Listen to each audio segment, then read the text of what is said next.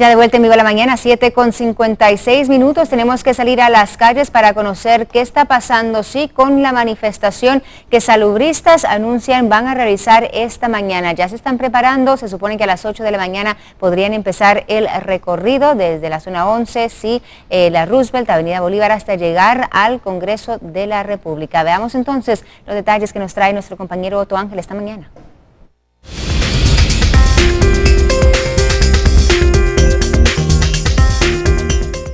Otto, ¿cómo se está formulando todo? Buenos días a todo el público de Viva la Mañana. Estamos aquí en la sede del Ministerio de Salud, cerca del Hospital Roosevelt. Como podemos observar, ya hay un grupo de gente que se dispone a realizar la marcha convocada por el Frente Nacional de Lucha para exigirle al Congreso de la República y al gobierno, primero, la aprobación de un mejor presupuesto para lo que resta del año y para el año 2015, y para saldar varias deudas que la cartera de salud tiene con una gran cantidad de empleados, como lo hemos estado reportando pues a lo largo de los últimos 2 meses, donde las carencias financieras han impedido el pago de salarios. La marcha, como ya se ha mencionado, sale de aquí del ministerio en fila hacia el Trébol capitalino, sube a la Avenida Bolívar y luego llega al centro histórico para concluir en el Congreso de la República, donde probablemente serán atendidos los manifestantes que vienen de distintos puntos de Ciudad de Guatemala. Hablamos hace unos minutos con gente que viene de los centros de salud del municipio de Ixcán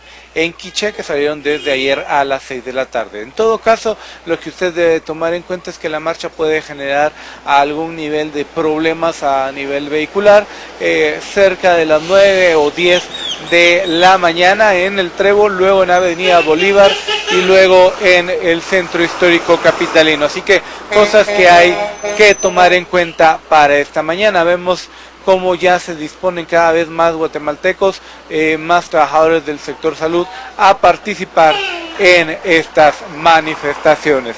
Este es mi reporte aquí desde el Hospital Roosevelt, desde la sede del Ministerio de Salud. Regresamos con ustedes al estudio.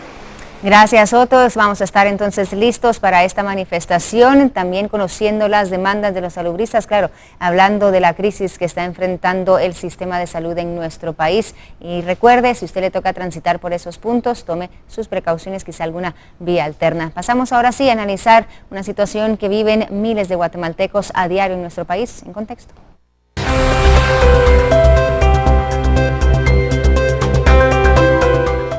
Tenemos que hablar de las extorsiones, aterrorizando a guatemaltecos y también debilitando a todo un país. Esa es parte de las conclusiones que lanza un estudio realizado por el CIEN respecto a la complejidad de las extorsiones, a este crimen que a diario aqueja a miles de guatemaltecos. Esta mañana lo vamos a discutir con nuestro invitado, el licenciado Walter Menchú, investigador del área de seguridad del CIEN. Licenciado Walter, muy buenos días, gracias por estar aquí con nosotros. Muchas gracias por la invitación. Bueno, empecemos hablando entonces de la importancia de un estudio sobre las extorsiones.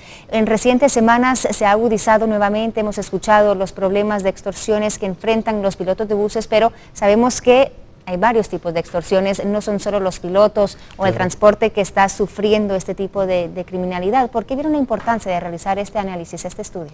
Cuando vemos las cifras de criminalidad y vemos los indicadores, nos encontramos de que la extorsión, solo después de los homicidios y de las lesiones, digamos, son lo que más preocupa a los guatemaltecos, ¿verdad?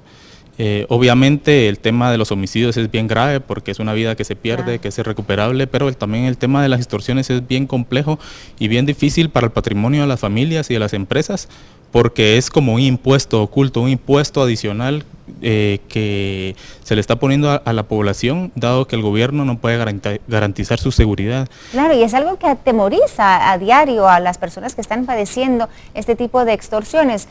Algunas, como mencionaba, son extorsiones donde llaman a la persona y le piden algún tipo de recompensa, pero hay otras personas que a diario, bueno, se les cobra, como mencionas, este impuesto, y yo inclusive conozco personas que han querido empezar negocios en quizás zonas marginadas y tienen miedo a hacerlo porque dicen, lo pongo y me empiezan a extorsionar. Claro, incluso hay gente que ha salido huyendo de ciertas colonias y han dejado abandonadas las casas porque se sienten tan atemorizados por este cobro constante que le están haciendo que prefieren cambiar de barrio. Entonces, todo esto trae un complejo sistema de, por ejemplo, ya los niños no van a la escuela, la gente le cuesta encontrar otro lugar donde vivir y muchas cosas, porque hay que tener en cuenta de que este tema de los delitos sí afecta gravemente la psicología, ¿verdad? Entonces, las extorsiones florecen en un país en donde la impunidad es alta y en donde vemos de que hay muchos homicidios diariamente, alrededor de 14, 16 diarios en promedio si sacamos todas las muertes del año, y entonces es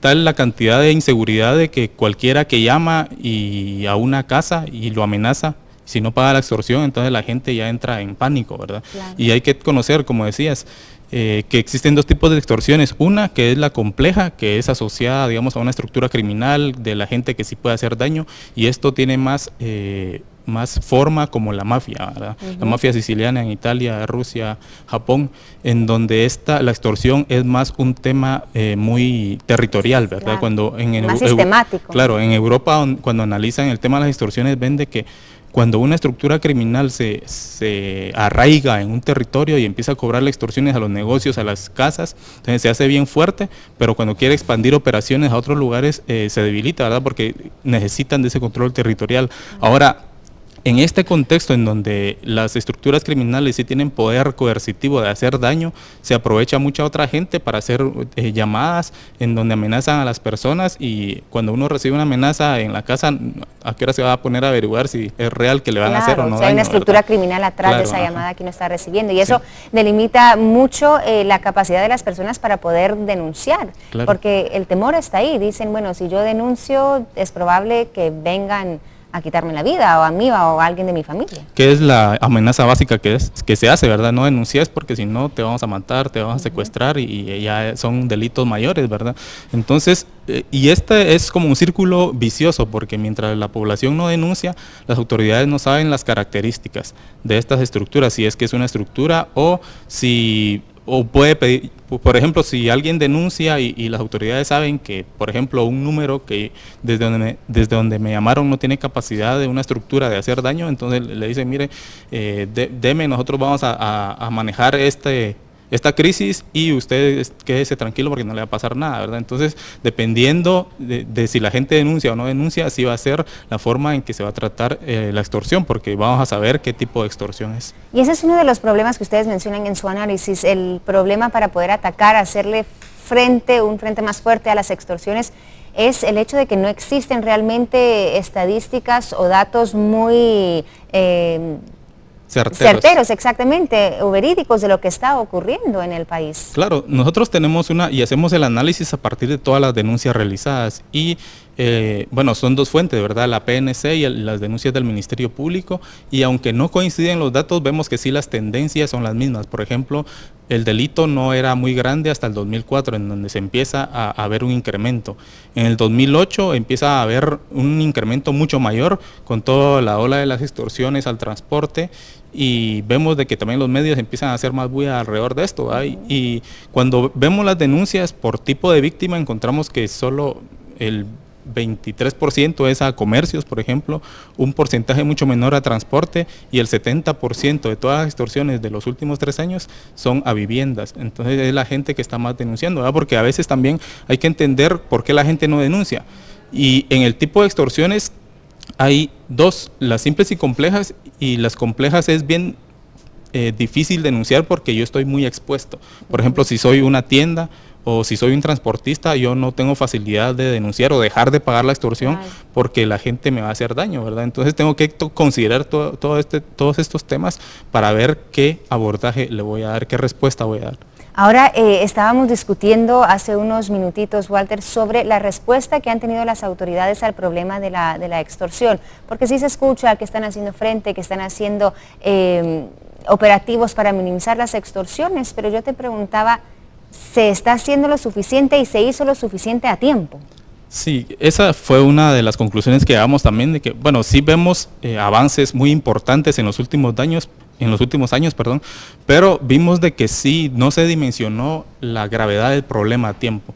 Empieza en el 2004 lo fuerte, en el 2008, y es hasta el 2009 que, por ejemplo, en la policía se crea la unidad Panda, que es contra el desarrollo criminal de las pandillas, que esa unidad inicia a investigar el tema, todos los delitos relacionados con pandillas, y al final se queda como un ente especializado de investigación de las extorsiones, y es el que se le ha dado seguimiento.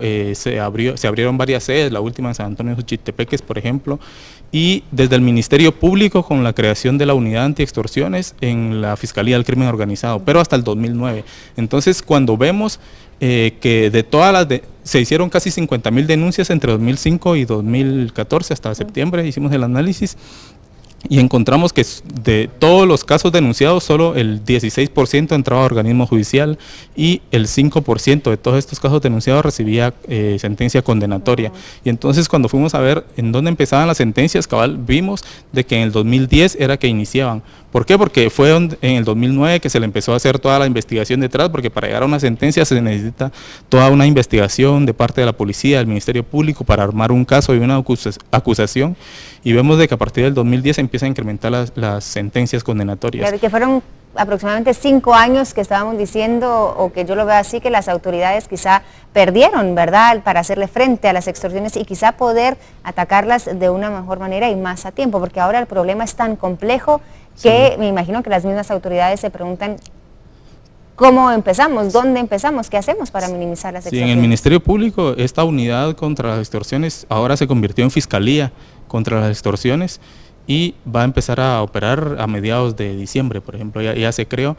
Y por ejemplo, la unidad que operaba con 11, 13 personas, ahora va a ser como de 130 personas. Entonces, toda esta capacidad instalada también se espera de que ayude a llegar más casos a los tribunales y a que se reciba sentencia, para que, digamos, los oportunistas ya se den cuenta de que de verdad va a tener castigo. Claro. Ajá, porque la impunidad a veces es lo que motiva a la gente también a meterse a muchos hechos ilícitos. Claro, y es importante atacar este problema, porque no solo son las personas a las que se les extorsiona, es realmente debilitante para todo el país. El tema de las extorsiones, como mencionas, debilita economías familiares, y eso trae otras consecuencias, la falta de educación por el temor de quizás salir. O sea, es debilitante para todo un país, no solo para las personas que están siendo directamente afectadas. Claro, se afecta todo el tejido social también, la gente desconfía de todo, ya no sale en las noches, es toda una psicosis que vive la sociedad, y al final el Estado está fallando en su fin primordial, ¿verdad? ¿Por qué se funda el Estado? Por la seguridad de las personas principalmente. Claro. Ajá, y actualmente no lo está haciendo. Bueno, ¿y qué propone el CIEN entonces ahora para poder atacar o empezar quizá a tener esos datos verídicos, certeros, que podría también dar una mejor manera para afrontar esta situación? Claro, uno tiene que conocer bien a fondo el fenómeno para poder entender. Entonces vamos a ver cómo le entramos, porque si uno empieza a dar palos de ciego no va a poder tener resultados. Entonces, en ese sentido, creemos de que los datos que existen actualmente se deben de complementar con encuestas de victimización, en donde se le pregunta a la gente, bueno, ¿usted fue extorsionado, sí o no? ¿Denunció? ¿Por qué? ¿Qué tipo de extorsión fue? ¿Pagó? ¿Sí? ¿No? ¿Cuánto fue? Entonces, para entender más o menos a qué nos estamos enfrentando, porque si no lo conocemos, no vamos a saber cómo enfrentarlo. Luego, hacer, digamos, un ente en donde se homologuen todos estos datos, porque vemos de que existen una cantidad de denuncias distintas en la PNC, otras distintas en el Ministerio Público, y aunque la unidad PANDA, que es la que investiga las extorsiones, se comunica y hay una coordinación con el Ministerio Público a través de la Fuerza de Tarea contra las Extorsiones, no existe esa homologación de datos, ese análisis complejo del fenómeno. Y solo se ha hecho mucho análisis a partir de los operativos que se van a hacer, ¿verdad? Entonces, mucho análisis operativo, claro, tiene razón, porque eso es lo que tienen que hacer las autoridades en el día a día, pero también debería existir un ente que analice más como un sistema todo esto, cómo está conectado el delito de la extorsión con otro tipo de delitos, como los asesinatos, por ejemplo. Perfecto, Walter, te agradecemos esta mañana por haber venido a resumir. Sabemos que el informe es largo y claro, el problema mucho más complejo de lo que muchos podrían imaginar, pero agradecemos el haber estado acá explicando un poquito acerca de cómo las extorsiones están afectando a familias guatemaltecas y a todo un país. Muchísimas gracias. Muchas gracias. A ustedes en casita le lanzamos también la pregunta del día para que puedan participar junto a nosotros, y a través de las redes sociales lanzamos la pregunta: ¿considera que son suficientes los esfuerzos para frenar las extorsiones en el país? Claro, los esfuerzos por parte de autoridades y también de la ciudadanía. Déjenos saber, por favor, más adelante. Nosotros estamos revisando estas opiniones y estamos siempre allí esperando que usted también se una a estos foros. Nos vamos a una pausa, regresamos con mucho más aquí en Viva la Mañana. Guate está de moda.